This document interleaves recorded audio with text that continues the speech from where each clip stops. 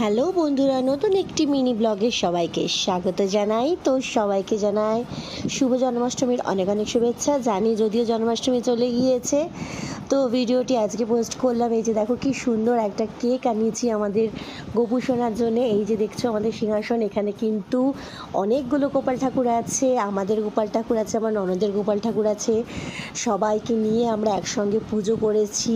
আমি আমার শাশুড়িমা সবাই মিলে এই সামান্য আয়োজন করার চেষ্টা করেছি। একটু তালের বড়া, একটু মালপোয়া, লুচি, সুজি, মিষ্টি, দই এই সমস্ত কিছু দিয়ে জন্মাষ্টমী আমরা উদযাপন করেছি। আর সেদিন কিন্তু বাবা লোকনাথেরও জন্মতিথি ছিল, তাই বাবা লোকনাথ বাবাকেও আমরা কিন্তু জন্মদিনের শুভেচ্ছা জানিয়েছি। তো আমরা কিন্তু খুব আনন্দ করে এই জন্মাষ্টমী প্রত্যেক বছর পালন করে থাকি ঘরোয়াভাবেই। আমার শাশুড়ি মায়ের সমস্ত কিছু পুজো করে, আমরা বই পড়ি, সমস্ত কিছু করি। তো তোমাদের ভিডিওটি কেমন লাগলো অবশ্যই জানিও, আর ভালো লাগলে লাইক করে দিও। টাটা।